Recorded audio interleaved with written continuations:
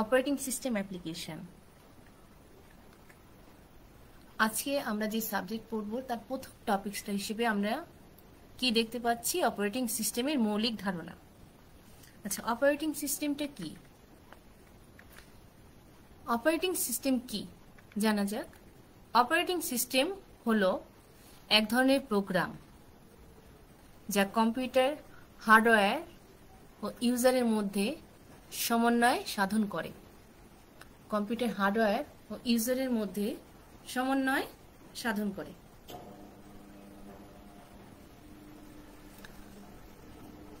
অন্য হিসেবে আমরা বলতে পারি অপারেটিং সিস্টেম হলো প্রোগ্রাম বা প্রোগ্রামের সমষ্টি যা কম্পিউটারের সকল অপারেশন সম্পাদন করে ও নিয়ন্ত্রণ করে।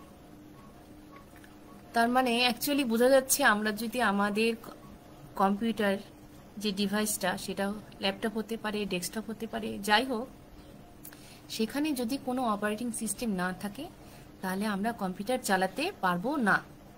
তার মানে কম্পিউটারে অবশ্যই কি থাকা লাগবে? একটি সিস্টেম সফটওয়্যার যা অপারেটিং সিস্টেম নাম হিসেবে ব্যবহার হয়। একটি কি সফটওয়্যার? সিস্টেম সফটওয়্যার, সেটা অপারেটিং সিস্টেম হিসেবে নাম হিসেবে ব্যবহৃত হয়। দেখা যাচ্ছে একটা ছবি দেখতে পাচ্ছ তোমরা, এখানে মাঝে যেটা দেওয়া আছে হার্ডওয়্যার, হার্ডওয়্যার হিসেবে সিপিইউ, র্যাম ইত্যাদি। তারপর দেওয়া আছে সিস্টেম সফটওয়্যার, সিস্টেম সফটওয়্যার কি আছে? Operating system. তারপরের যে রাউন্ডটা দেওয়া আছে এটাতে দেখছি অ্যাপ্লিকেশন সফটওয়্যার। তাহলে সিস্টেম সফটওয়্যার হিসেবে আমরা অপারেটিং সিস্টেম বুঝাচ্ছি। অপারেটিং সিস্টেমের কাজ হচ্ছে হার্ডওয়্যার ও অ্যাপ্লিকেশন সফটওয়্যারের মধ্যে সমন্বয় সাধন করা। কয়েকটি অপারেটিং সিস্টেমের নাম, যেমন আমরা বলতে পারি DOS, Windows, Unix, Linux, Mac OS. তোমাদের অতিরিক্ত একটু জানিয়ে রাখি, হয়তো 2024 বা 25 সালের দিকে অন্যরকম একটি অপারেটিং সিস্টেম চলে আসতে পারে, সেটা হচ্ছে সেন্টোস ওএস। এটা তোমরা নেট থেকে জেনে নিবা, সেন্টোস ওএস। ওকে, তাহলে আমরা পরে দেখি কি আছে আমাদের। অপারেটিং সিস্টেমের উদ্দেশ্য। অপারেটিং সিস্টেমের প্রাইমারি ও সেকেন্ডারি গোল কি? গোল মানেই উদ্দেশ্য, লক্ষ্য। গোল মানে আমরা কি বলতে পারি? উদ্দেশ্য বা লক্ষ্য। অপারেটিং সিস্টেমের উদ্দেশ্য হচ্ছে ইউজারের প্রোগ্রামকে এক্সিকিউট করা। ইউজার মানে ব্যবহারকারী প্রোগ্রামকে এক্সিকিউট করা এবং ইউজারের প্রবলেমগুলো সমাধান করা বা সহজে প্রবলেমগুলো সলভ করা। কম্পিউটার সিস্টেমকে সুবিধাজনকভাবে ব্যবহার করা। এই যে কম্পিউটারের যে সিস্টেমটা, আমরা সেটা সুবিধাজনকভাবে ব্যবহার করতে পারি এবং ইউজারের প্রোগ্রামকে এক্সিকিউট করতে পারে, ইউজারের প্রবলেমগুলো সহজে সমাধান করতে পারে। এগুলো, এই দুটো করাই হচ্ছে মেন উদ্দেশ্য বা প্রাইমারি গোল। সেকেন্ডারি গোল হিসেবে আমরা কি বলতে পারি কম্পিউটার হার্ডওয়্যারকে দক্ষতার সাথে ব্যবহার করা। কম্পিউটারের হার্ডওয়্যার কি? হার্ডওয়্যার কি এক্সাম্পল হিসেবে আমরা কি বলতে পারি? কম্পিউটারের হার্ডওয়্যার তো কম্পিউটারের যাবতীয় যন্ত্রাংশকে বলে কম্পিউটারের হার্ডওয়্যার। কম্পিউটারে ব্যবহারকারী যাবতীয় যন্ত্রাংশগুলো কে বলতে পারি কম্পিউটার হার্ডওয়্যার। অপারেটিং সিস্টেমের কয়টি অংশ রয়েছে ও কি কি? অপারেটিং সিস্টেমের বিভিন্ন অংশ রয়েছে, তার মধ্যে আমরা এখানে দেখতে পাচ্ছি কার্নেল বা রেসিডেন্ট প্রোগ্রাম, আরেকটা ইউজার ইন্টারফেস বা ট্রানজিয়েন্ট প্রোগ্রাম। কার্নেল বা রেসিডেন্ট প্রোগ্রাম, ইউজার ইন্টারফেস বা ট্রানজিয়েন্ট প্রোগ্রাম।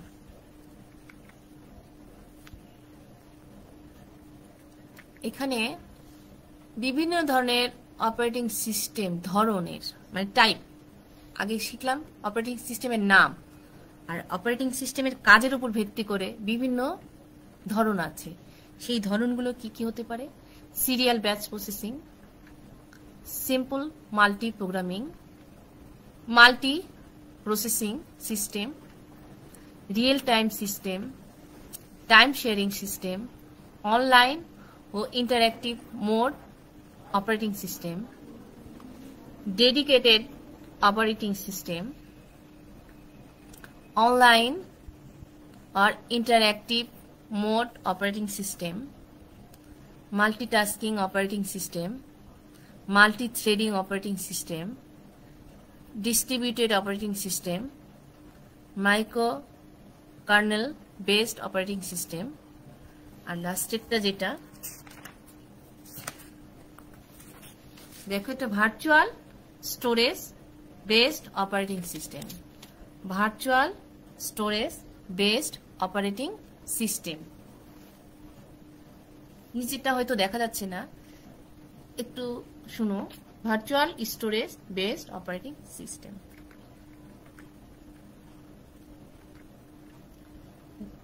পূর্ণরূপ হিসেবে আমরা কিছু নাম দেখতে পাচ্ছি। GUI graphical user interface, windows icon, mouse and pull down menu, post হচ্ছে power on self test, BIOS basic input output system, আর ডস হচ্ছে ডিস অপারেটিং সিস্টেম। কম্পিউটারের কিছু রিসোর্সের নাম হিসেবে আমরা জানি প্রসেসর, সিপিইউ, মাইক্রোপ্রসেসর,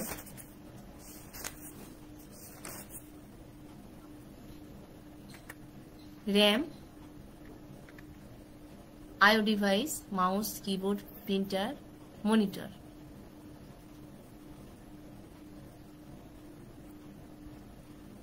একটি কম্পিউটার সিস্টেমের মোট প্রধানত 4টি অংশ থাকে। কি কি?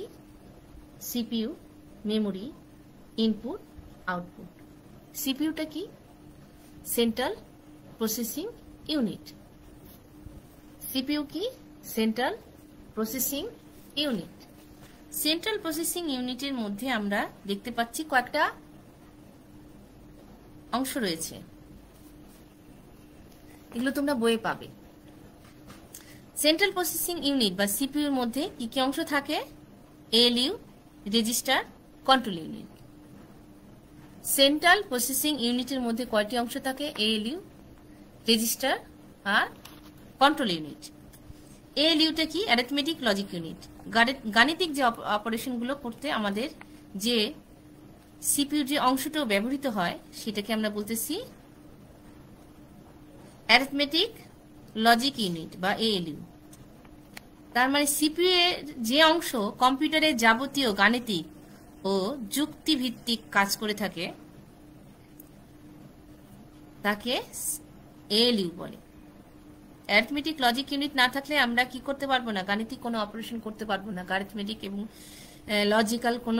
অ্যারিথমেটিক ও লজিক্যাল কোনো অপারেশন আমরা করতে পারবো না। সেই জন্য আমাদের কি থাকতে হবে? অবশ্যই ALU, অ্যারিথমেটিক ও লজিক ইউনিট থাকতে হবে। সিপিইউর মধ্যে আরেকটা অংশ কি রয়েছে? রেজিস্টার। রেজিস্টারের কি করে? বিভিন্ন সময় ডাটা স্টোর করে রাখে, অস্থায়ীভাবে ফলাফল স্টোর করে রাখে, মেমোরি অ্যাড্রেস ধারণ করতে পারে।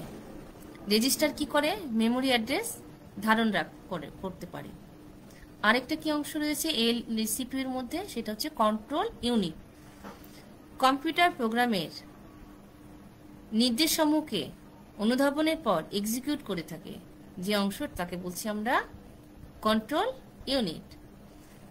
তার মানে কম্পিউটারের বিভিন্ন অংশের মধ্যে যে সমন্বয় সাধন করতেছে সেটাকে কন্ট্রোল করছে, সেটা কন্ট্রোল ইউনিট। সিপিইউর মধ্যে কি আছে? ALU, register, control unit. Memory computer সিস্টেমের 4টি অংশ: সিপিইউ, মেমোরি, ইনপুট, আউটপুট। তাহলে আমরা প্রথমে কি পড়লাম?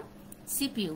সিপিইউর মধ্যে আছে ALU, রেজিস্টার আর কন্ট্রোল ইউনিট। কম্পিউটার সিস্টেমের 1 নম্বর অংশ গেল। কম্পিউটার সিস্টেমের 2 নম্বর অংশ হলো মেমোরি। মেমোরি কি? প্রোগ্রাম ও ডাটা সমূহকে ধারণ করার জন্য মেমোরি ব্যবহৃত হয়। মেমোরি হিসেবে আমরা জায়গা বলতে পারি। তাহলে কম্পিউটারে একটি নির্দিষ্ট অংশটাকে আমরা কি বলছি? মেমোরি। অবশ্যই মেমোরি চিপ আছে। প্রোগ্রামের ডাটা সমূহকে ধারণ রাখার জন্য মেমোরি ব্যবহৃত হয়। মেমোরি সাধারণত দুই প্রকার, primary memory, secondary memory.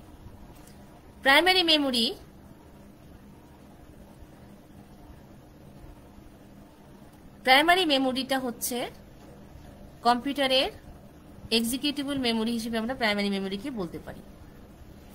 Executable মেমোরিকে আমরা প্রাইমারি মেমোরি বলতে পারি।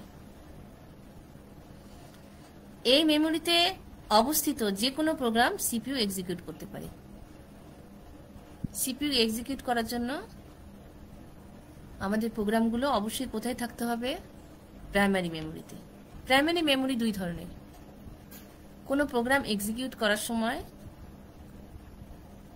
প্রোগ্রামগুলো অবশ্যই প্রাইমারি মেমোরিতে অবস্থান করা লাগবে। প্রাইমারি মেমোরি দুই ধরনের, র্যাম ও রম। র্যাম হচ্ছে র্যান্ডম অ্যাক্সেস মেমোরি, যেটা শুধুমাত্র র্যাম হচ্ছে র্যান্ডম অ্যাক্সেস মেমোরি, যে মেমোরি থেকে আমরা ডাটা পড়তে, লিখতে এবং বিভিন্ন কাজ করতে পারি। RAM, RAM, RAM. র্যাম একটি মেন মেমোরি দুই ধরনের, বা প্রাইমারি মেমোরি দুই ধরনের, র্যাম ও রম। র্যান্ডম অ্যাক্সেস মেমোরি হচ্ছে এমন মেমোরি যেখান থেকে আমরা ডাটা পড়তে পারি এবং লিখতে পারি।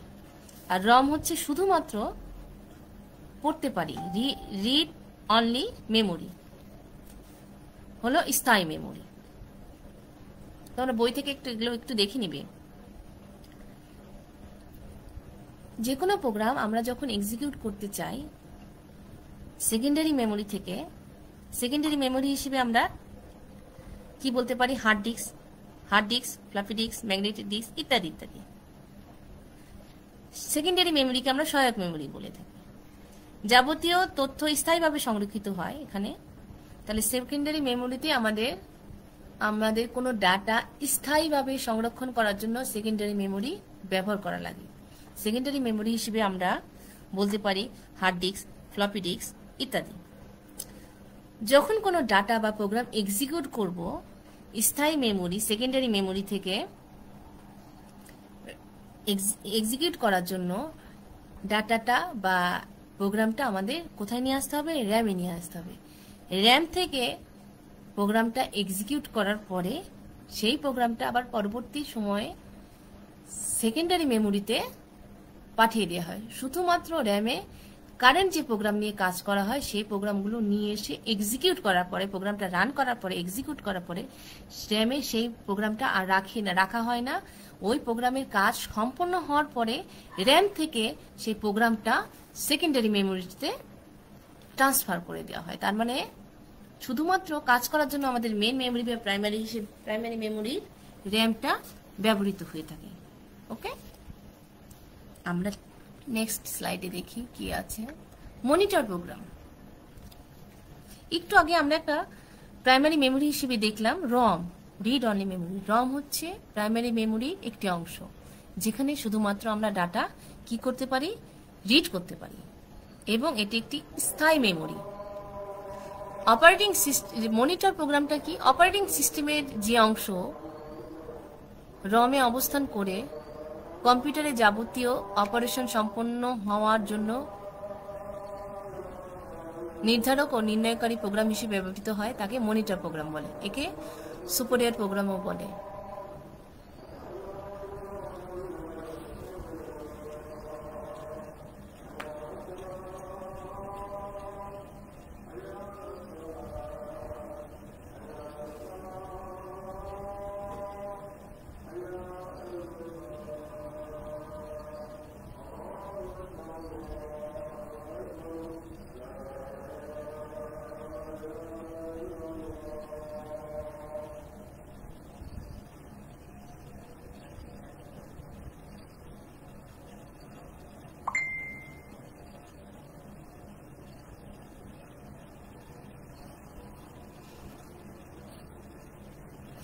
আজানের একটু বিরতি নিয়েছিলাম, এখন আবার শুরু করি।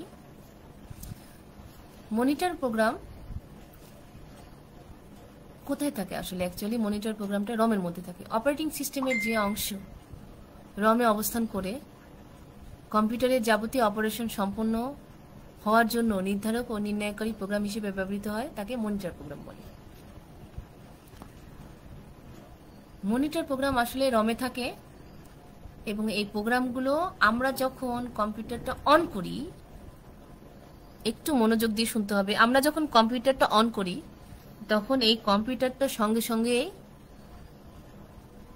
ডেস্কটপের যে স্ক্রিনটা সেখানে আসে না, কিছুক্ষণ সময় নেয় এবং কিছু প্রোগ্রাম যেটা আমরা বুঝি না হয়তো, কিন্তু দেখি কিছু প্রোগ্রাম আমরা দেখতে পাই, এক্সিকিউট হয়। এই প্রোগ্রামগুলোকে বলতেছি মনিটর প্রোগ্রাম। মনিটর প্রোগ্রাম রমে থাকে। আমরা যখন কোনো পিসি, ল্যাপটপ বা ডেস্কটপ অন করি সঙ্গে সঙ্গে ল্যাপটপ বা ডেস্কটপটা ওপেন হয় না, কিছুক্ষণ পরে ওপেন হয়। কিছুক্ষণ পরে মানে কি, আমরা দেখতে পাই যে কম্পিউটারে বা ল্যাপটপের স্ক্রিনটা তে কিছু প্রোগ্রাম দেখাচ্ছে, লেখা দেখাচ্ছে। এই লেখাগুলোকে আমরা বলতে পারি মনিটর প্রোগ্রাম। মনিটর প্রোগ্রাম সেই লেখাগুলো কোথায় থাকে? রমে অবস্থান করে।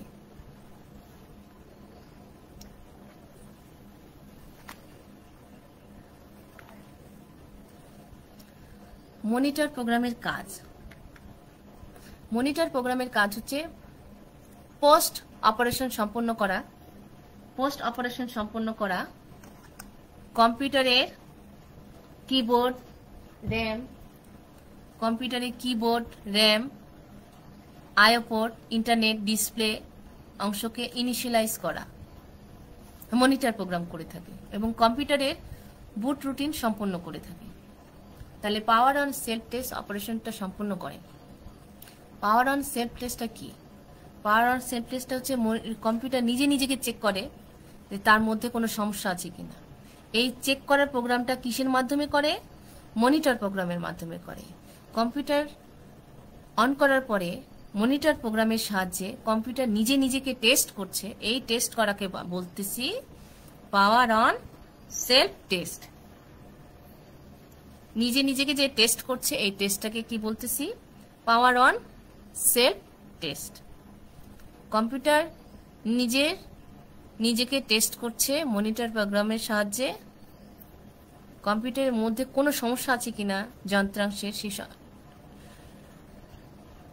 টেস্ট করার যে প্রোগ্রামকে বলছে মনিটর প্রোগ্রাম, এবং টেস্ট করার যে প্রক্রিয়াকে, সেই অপারেশনটাকে বলছে power on self test. Monitor program কোথায় থাকে? রমে থাকে। কার্নেল কি? কার্নেল কি? অপারেটিং সিস্টেমের গুরুত্বপূর্ণ অংশ হলো কার্নেল। অপারেটিং সিস্টেমের গুরুত্বপূর্ণ অংশ হলো কার্নেল। অপারেটিং সিস্টেমের গুরুত্বপূর্ণ অংশ হলো কার্নেল। কার্নেল বিভিন্ন প্রোগ্রামসমূহকে এক সময়ে চালাতে দেয় এবং কার্নেল প্রসেসর ব্যবস্থাপনায় প্রত্যেক অ্যাপ্লিকেশনকে সময় ভাগ করে দেয়। কার্নেল অনেকগুলো প্রোগ্রামের মধ্যে সমন্বয় সাধন করে। একটি কম্পিউটারে যখন আমরা একাধিক প্রোগ্রাম এক্সিকিউট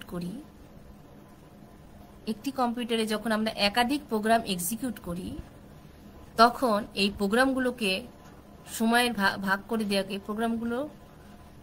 ভাগ করে দিয়ে একটির পর একটিকে এক্সিকিউট করাকে বলছে কি? কার কাজ? এটা কার্নেলের কাজ। একটির পর একটিকে বিভিন্ন সময়ে এক্সিকিউট করার কাজটা হচ্ছে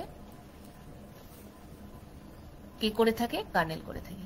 অর্থাৎ কার্নেল প্রসেসর ব্যবস্থাপনায় প্রত্যেক অ্যাপ্লিকেশনকে সময় ভাগ করে দেয় এবং কার্নেল অনেকগুলো প্রোগ্রামের মধ্যে সমন্বয় সাধন করে।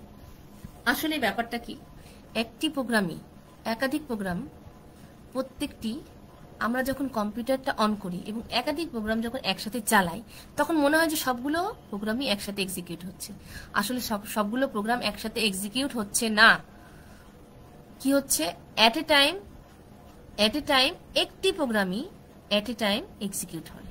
আমরা যদি একসাথে 10টা প্রোগ্রাম এক্সিকিউট করি, 10টা প্রোগ্রাম চালিয়ে থাকি, 10টা প্রোগ্রাম একসাথে এক্সিকিউট হচ্ছে না। শুধুমাত্র র্যাম কি করছে? একটি প্রোগ্রামেরই এট এ টাইম কাজ করছে। কিন্তু আমরা দেখছি সবগুলো কেন? এই যে কার্নেল কি করে? সময় ভাগ করে প্রত্যেকটা প্রোগ্রামকে সময় ভাগ করে দিচ্ছে এবং 1 মিলি সেকেন্ড, ন্যানো সেকেন্ড পরপরই একটার পর আরেকটা প্রোগ্রামকে নিয়ে কাজ করছি, বিধায় আমাদের কাছে মনে হচ্ছে সবগুলো প্রোগ্রামই একসাথে কাজ হচ্ছে। আসলে সবগুলো প্রোগ্রাম একসাথে কাজ হচ্ছে না, এট এ টাইম একটা প্রোগ্রাম নিয়ে কাজ হচ্ছে। ওকে, বুট স্টেপ কি? বুট স্টেপ বলতে কি বুঝি? কম্পিউটার চালু করার জন্য কিছু প্রয়োজনীয় প্রোগ্রাম লোড করার প্রক্রিয়াকেই বুট স্টেপ বলি। কম্পিউটার চালু করার জন্য কিছু প্রয়োজনীয় প্রোগ্রাম লোড করার প্রক্রিয়াকেই বুট স্টেপ বলা হয়। অপারেটিং সিস্টেম সম্পর্কিত শর্তাবলী ও ধারণা আমরা এখানে দেখতে পাচ্ছি। জব কি? জব হলো অনেকগুলো ইনস্ট্রাকশনের সেট যা একটি সিরিয়াল সিস্টেমে একটি নির্দিষ্ট সময় এক্সিকিউট করে, সেটাকে বলছি জব। ব্যাচ কি? কতগুলো জব একত্রে একটি ব্যাচ তৈরি করে যা ব্যাচ প্রসেসিং দ্বারা এক্সিকিউট হয়। সিনক্রোনাইজ কি? যখন দুটি সিস্টেমের মাধ্যমে ডাটা ট্রান্সফার করা হয় তখন তাদের গতির সামঞ্জস্য করাকে সিনক্রোনাইজ বলে। সিনক্রোনাইজ কি? দুইটা সিস্টেমের মধ্যে যখন ডাটা ট্রান্সমিট করা হয় তখন এই ডাটা ট্রান্সমিট করার যে গতিটা, দুইটা সিস্টেমের গতি সামঞ্জস্যকে কি বলে? সিনক্রোনাইজ বলে। যেমন আমরা মনে করি দুইজন খেলতেছে, একটি বল নিয়ে দুইজন ব্যক্তি বা তোমরা দুই বন্ধু খেলছো, একজন বল থ্রো করছে, আরেকজন বল ক্যাচ করছে। একটি নির্দিষ্ট গতি দিয়ে তোমরা একজন আরেকজনকে বলটা থ্রো করছো। একজনের গতি যদি বেশি হয় এবং একজনের গতি যদি কম হয়, কি হবে? এই বল পাসিং এর সামঞ্জস্যটা থাকবে না। সেটা দিয়ে বোঝাচ্ছে যে দুইটি সিস্টেমের মধ্যে ডাটা ট্রান্সমিট যখন হচ্ছে তখন তাদের গতি সামঞ্জস্য আনাকে বলছে সিনক্রোনাইজ। থ্রুপুট কি? থ্রুপুট হচ্ছে অপারেটিং সিস্টেম দ্বারা নির্দিষ্ট সময় মোট কাজের পরিমাণকে থ্রুপুট বলে। অপারেটিং সিস্টেম দ্বারা নির্দিষ্ট সময়ে মোট কাজের পরিমাণকে থ্রুপুট বলছে। মানে কতটুকু একটা নির্দিষ্ট সময়ে একটা অপারেটিং সিস্টেম দ্বারা কতটুকু কাজ সম্পূর্ণ হয়েছে। একটি নির্দিষ্ট সময়ে মোট কাজের পরিমাণকে আমরা কি বলছি? থ্রুপুট। নির্দিষ্ট সময়ে মোট কাজের পরিমাণকে কি বলছি? থ্রুপুট। নির্দিষ্ট সময়ে মোট কাজের পরিমাণকে কি বলছি? Throughput. Turn around time. Turn around time হচ্ছে সাবমিট জবের সময় হতে আউটপুট পর্যন্ত সময়কে টার্ন অ্যারাউন্ড টাইম বলে।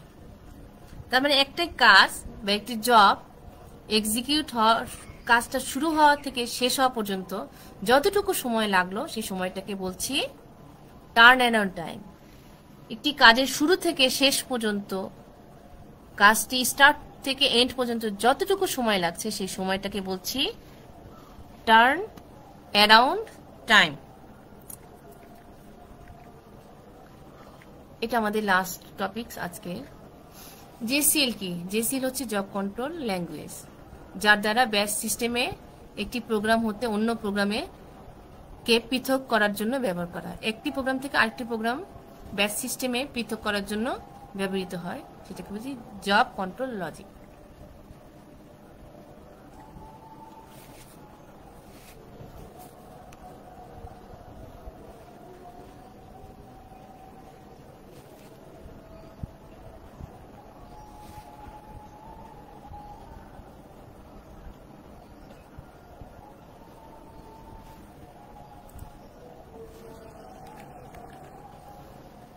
Job control logic provide বা JCL provide the resource that are required by program. It acts as an communicator between operating system and program. Operating system আর প্রোগ্রামের মধ্যে কমিউনিকেটর হিসেবে কাজ করে। ম্যানুয়াল ইন্টারঅ্যাকশন ছাড়াই JCL জবগুলো সম্পূর্ণ করে থাকে। JCL তে কোনো procedural language na. JCL is not procedural program. Without JCL your program will not run on mainframe. Mainframe এ আমাদের JCL ছাড়া কোনো প্রোগ্রাম রান করবে না। Job control language. তাহলে আজকে আমরা কি কি জানতে পারলাম? অপারেটিং সিস্টেম কি, অপারেটিং সিস্টেমের উদ্দেশ্য কি, কার্নেল কি, বুটস্ট্র্যাপ কি, JCL কি, JCL কম্পিউটারকে কি কি তথ্য প্রদান করে থাকে ইত্যাদি ইত্যাদি।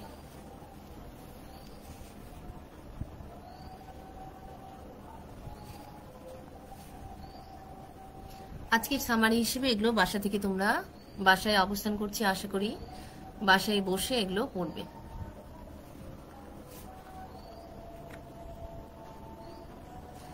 প্রশ্নগুলো থাকলে আমাকে জানাবে। পরবর্তী ক্লাসের বিষয়সমূহ আমরা একটু দেখে রাখি। Command interpreter, graphical user interface, operating system structure, single structure layer approach, microkernel module, hybrid system ইত্যাদি ইত্যাদি। ওকে, সকলকে ধন্যবাদ।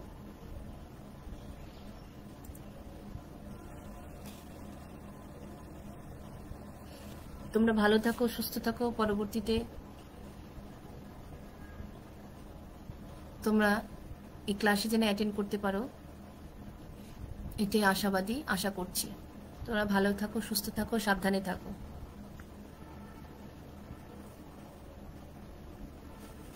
আল্লাহ হাফেজ।